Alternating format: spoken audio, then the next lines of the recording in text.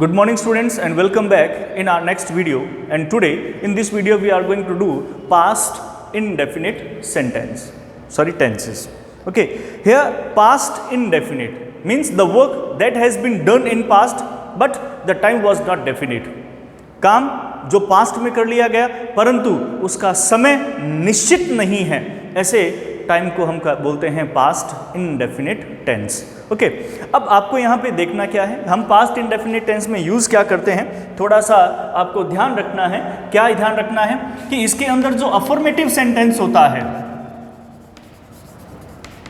कौन सा sentence, affirmative के अंदर तो हम केवल वर्ब की क्या यूज़ करते हैं, सेकेंड फॉर्म यूज़ करते हैं।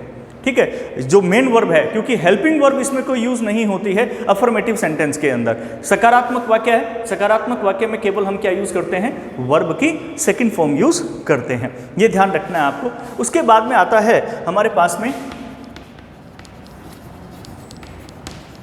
Negative sentence. नेगेटिव के साथ में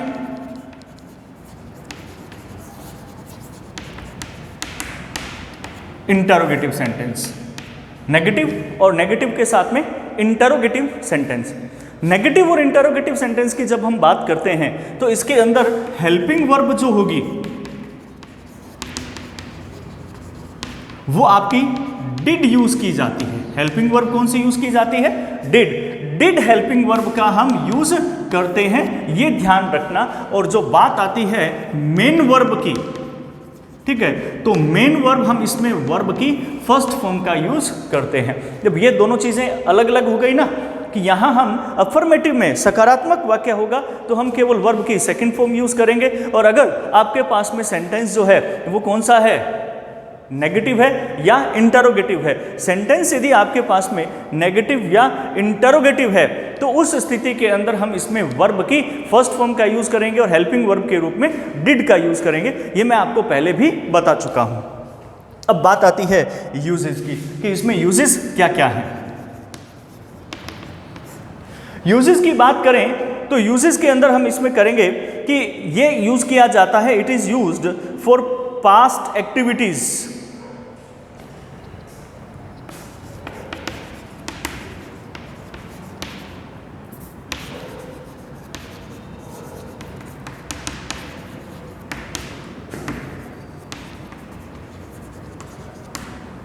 It is used for activities or events that which took place in the past, which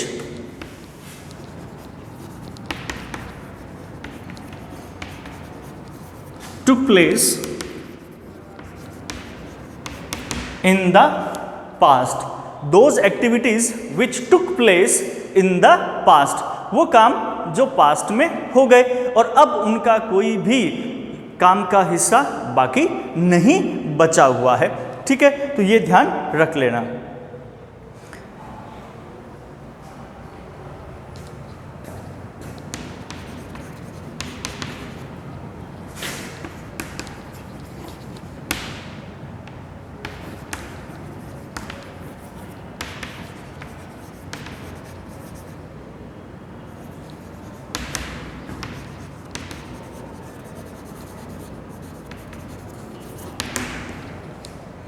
not a single part of that action is remaining, कि उस काम का एक छोटा सा भी हिस्सा बचा हुआ नहीं है, ये ध्यान रख लेना। यानी कि मेन बात इसकी क्या है, कैसे पहचान करोगे कि ये काम पास्ट का है, तो इसमें ध्यान रखना पास्ट एडवर्ब ऑफ टाइम दिया होगा। ठीक है, एडवर्ब ऑफ टाइम, कौन सा एडवर्ब ऑफ टाइम, जो आपको पास्ट को शो करे, ऐसे एडवर्ब ऑफ टाइम को इसमें दिया गया होगा, ये आपको ध्यान रखना है। क्लियर है, मैं लिख देता हूं कि वो कौन कौन से हैं।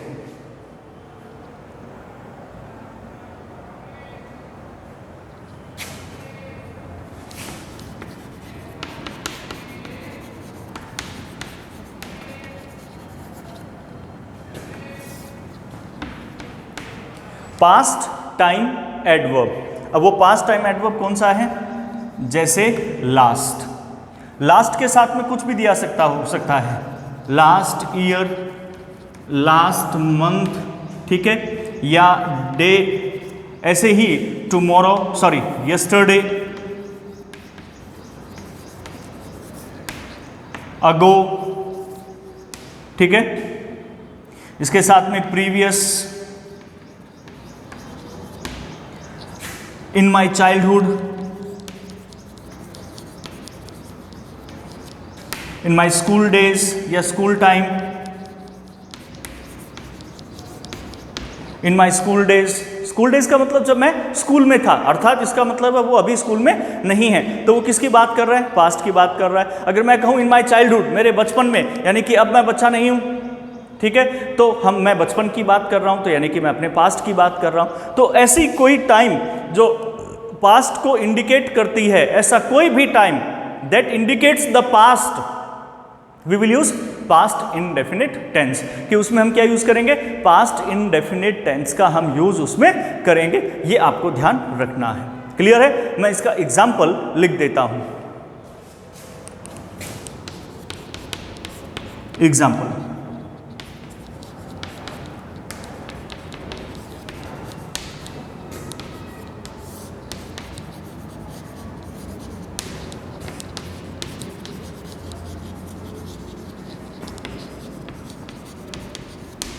लास्ट नाइट आई अ हॉरर मूवी, कि लास्ट नाइट मैंने क्या किया?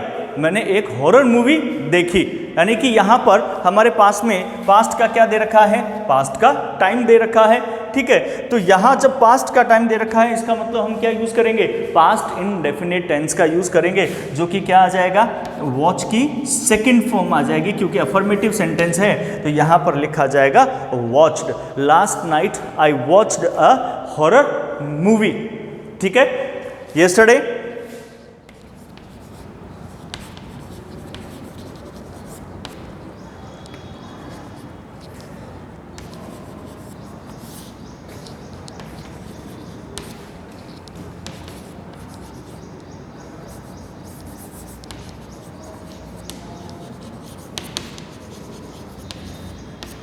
यस्टरडे वी प्रेजेंट टेंस, और डू का मतलब यहाँ पे करना है, हेल्पिंग वर्ब नहीं है। डू का मतलब यहाँ पे क्या है? करना है। और यहाँ पर मैं हेल्पिंग वर्ब का यूज नहीं कर रहा हूँ, मैं मेन वर्ब का यूज कर रहा हूँ। तो इसके साथ में और दूसरी वर्ब नहीं है, क्योंकि यही क्या है? मेन वर्ब है। तो यस्टरडे वी और डू की सेकंड फॉर्म क्या हो जाएगी? Did. Yesterday we did present tense, कि कल हमने क्या किया? प्रेजेंट टेंस किया, ठीक है। तो ये तो हमारे पास में था फर्स्ट यूज। अब इसके बाद में अब देखिए इसका सेकंड यूज। सेकंड यूज क्या कहता है कि इसका यूज हम कहां करते हैं? Historical facts.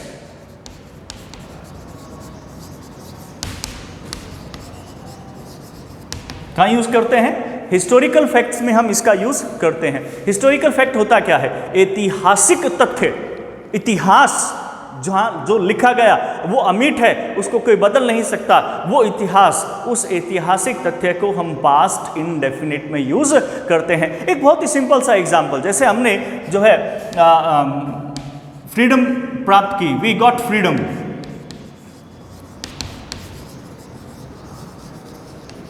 We get freedom, हमने आजादी प्राप्त की। कब? इन 1947। कब प्राप्त की? 1947 में प्राप्त की। तो क्या आ जाएगा? ठीक है, अब ये हमने 1947 में आज़ादी प्राप्त की। पहचान ही पता लग रहा है, का के की आ जाए, वो पास्ट इंडेफिनिट में ही होता है। तो वी गॉट का गेट की सेकंड फॉर्म हो जाएगी got. We got freedom in 1947, कि हमें 1947 में आज़ादी मिली। ये क्या है? पास्ट का ही एक एग्जाम्पल है, ठीक है। अब जैसे मान लो मैंने और लिखा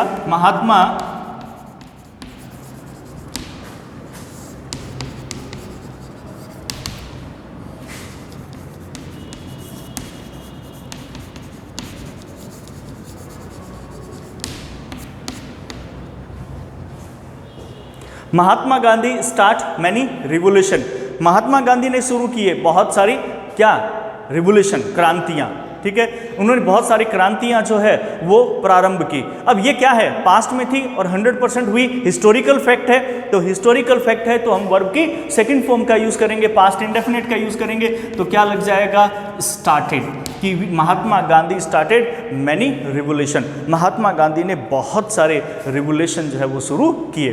तो ये क्या था, पास्ट का ही एक पार्ट था। इसके बाद में आता है point number 3। Point number 3, I wish. I wish अगर कहीं पर आता है तो उसके साथ में हम पास्ट टेंस का ही यूज करते हैं, ठीक है, विद आई विश, ठीक है। अब ये जो आई विश है, अब इसके साथ में हम यूज करेंगे, या तो यूज करेंगे वर का, ठीक है, या फिर हम यूज करते हैं कुड का। कुड भी क्या है, कैन का पास्ट है, ठीक है। और वॉज वर भी आपको पता है पास्ट में यूज होता है, और वॉज वर किसकी फॉर्म होती है, बी की फॉर्म होती है, ये ध्यान रख लेना, ठीक है। अब जैसे मैंने लिखा एग्जाम्पल के रूप में, आई विश, काश, a king, a king. I wish I a king, काश मैं क्या होता, एक राजा होता, काश मैं एक राजा होता। आई विश आई, अब यहां पे ब्रैकेट में दे दिया आपको बी, तो बी के लिए क्या लिखोगे, वर। बी की पास्ट फॉर्म क्या होती है, बी की पास्ट जो है वो वर होती है, तो यहां पे क्या लिखेंगे, I wish I were a king, ठीक है। ऐसे ही आई विश हेल्प यू, और ब्रैकेट में दे दिया can. I wish help you, I wish I could help you, ठीक है, काश मैं तुम्हारी सहायता कर सकता, I wish I could help you. यानी कि अगर आई विश आता है तो वो भी क्या हो जाएगा, वो भी पास्ट का ही होगा, ठीक है। तो ये हमारे पास में कुछ पास्ट के जो है आपके यूजेस थे, और इसके साथ में एक दो यूजेस और हैं जो मैं आपको अब इसके बाद में करवाऊंगा। तो पहले आप एक स्क्रीनशॉट ले लीजिए ताकि आप इसको अपनी कॉपी में नोट डाउन कर सकें, ठीक है। तो take a screenshot please, be quick.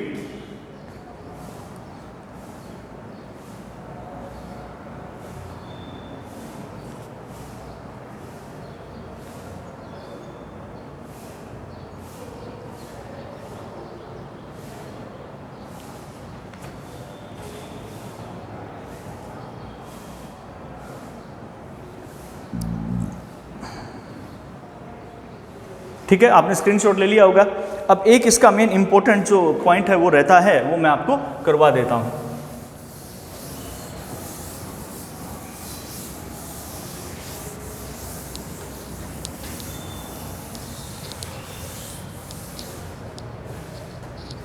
एक इंपॉर्टेंट पॉइंट इसका जो रहता है वो कौन सा है, वो देख लीजिए।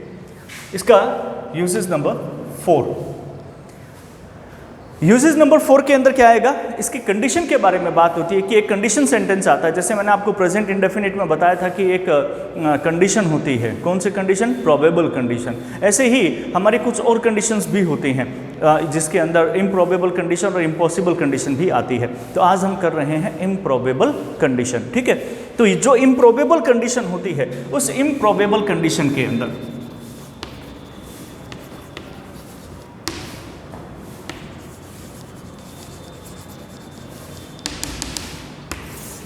इन इम्प्रोबेबल कंडीशन, ये जो इम्प्रोबेबल कंडीशन होती है, इस इम्प्रोबेबल कंडीशन के अंदर हम पास्ट इंडेफिनिट टेंस का यूज करते हैं। किसका, पास्ट इंडेफिनिट टेंस का। क्या होगा, मैंने पहले ही बताया था, दो क्लोजेस होते हैं, we have two clauses here. एक आपका मेन क्लोज होता है, एक आपका कौन सा होता है, एक आपका होता है डिपेंडेंट क्लोज, एक होता है आपका डिपेंडेंट क्लोज, ठीक है। दो क्लोज आपके होते हैं। अब जो मेन क्लोज होता है उसमें आपकी पास्ट में वुड, शुड, कुड, माइट हो सकता है। अगर ये दिया हो तो डिपेंडेंट क्लोज के अंदर हम वर्ब की सेकंड फॉर्म का यूज करेंगे। मैं आपको बता देता हूं कि कैसे होगा ये। इसको करने के लिए हम क्या करते हैं कि दो क्लोजेस यूज करते हैं, और क्लोजेस जो स्टार्ट होंगे, यानी कि जो कंडीशनल सेंटेंस स्टार्ट होगा वो किससे होगा, इफ, अनलेस, टिल, ठीक है, अनटिल, इनसे ये स्टार्ट होता है। कई बार ये व्हेन से भी स्टार्ट होता है। तो इनमें से किसी से भी एक से ये स्टार्ट हो सकता है, क्या, आपका कंडीशन, ठीक है। मैं इसमें लिख देता हूं कि कंडीशन विल स्टार्ट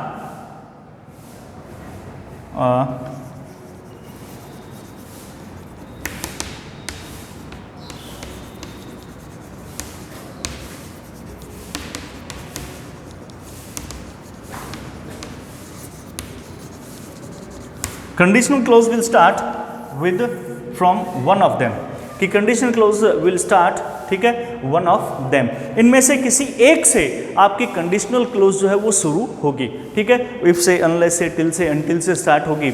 इसके बाद में क्या आएगा, इसके बाद में आएगा सब्जेक्ट, सब्जेक्ट के बाद में ब्लैंक होगा और फिर आपको कोई ऑब्जेक्ट दिया होगा, ठीक है। अब इसके बाद में, इसके आगे फिर वापस से एक क्लोज और आएगा, वो क्लोज क्या होगा कि सब्जेक्ट प्लस उसके बाद में आपको क्या हो सकता है, कुछ भी दिया हो सकता है, जैसे वुड दिया हो सकता है, कुड हो सकता है, या मे हो सकता है, या फिर सॉरी नॉट मे,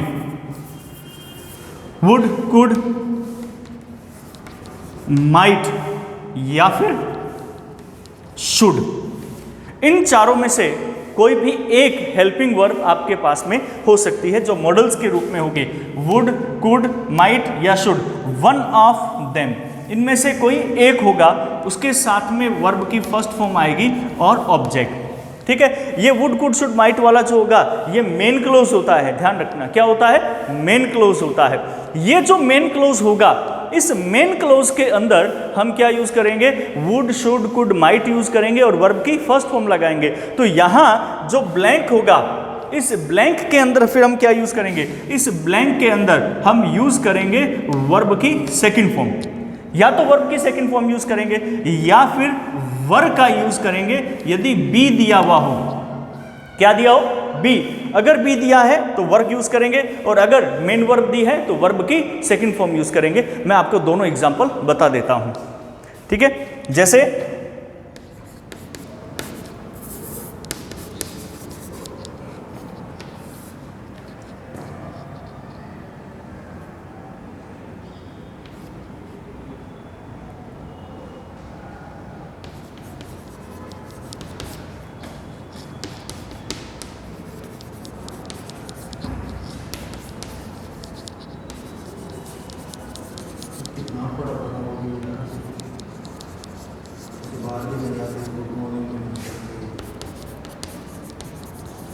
हाँ देखिए, इफ यू, ये क्या है, if you it early you would reached in time, if you it early you would reached in time.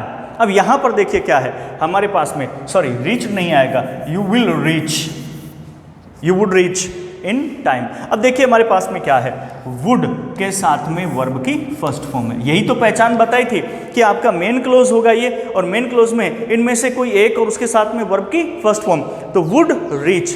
अगर ऐसा आए तो ये इफ से स्टार्ट होने वाला सेंटेंस है, उसमें वर्ब की सेकंड फॉर्म का यूज करेंगे, ठीक है। तो यहां पर स्टार्ट का क्या हो जाएगा,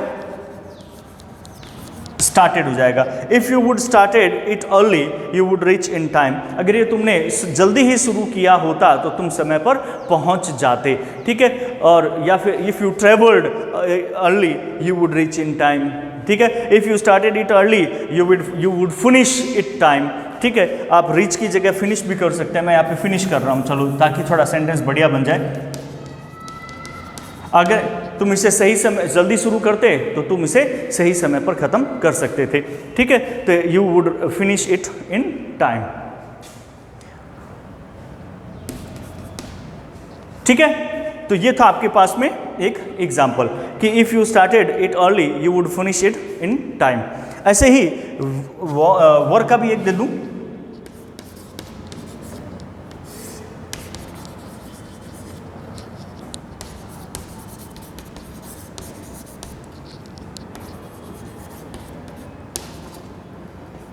सॉरी ये थोड़ा बीच में फंस गया और ब्रैकेट में दे दिया बी।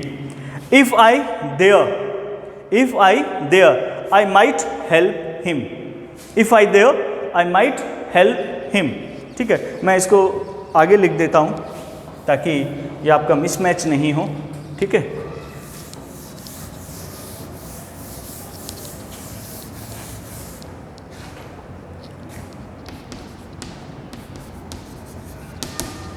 अब देखिए, if I there I might help him, अगर मैं वहाँ होता तो मैं अवश्य ही उसकी सहायता करता, ठीक है। पर मैं वहाँ नहीं था तो मैंने सहायता नहीं कर पाया। इफ आई, अब ब्रैकेट में क्या दिया हुआ है, बी दिया है, तो अब इस स्थिति में क्या होगा, if I were there I might help him, अगर मैं वहाँ होता तो मैं उसकी सहायता करता। तो बी का पास्ट क्या होता है, वर होता है। ठीक है, तो मेरी बात क्लियर हुई आप लोगों को। तो ये तो था आपके पास में पास्ट इनडेफिनिट सेंटेंस। तो इसके बाद में जो नेक्स्ट आएगा वो हमारा पास्ट क्या होगा, कंटिन्यूस होगा। तो पास्ट कंटिन्यूस हम अगले वीडियो में करेंगे, जैसा मैंने आपको पहले भी बताया कि हम एक वीडियो में एक टेंस ही करेंगे। ठीक है, तो आज के लिए इतना ही। So till then goodbye, have a nice day. आप स्क्रीनशॉट ले लीजिए।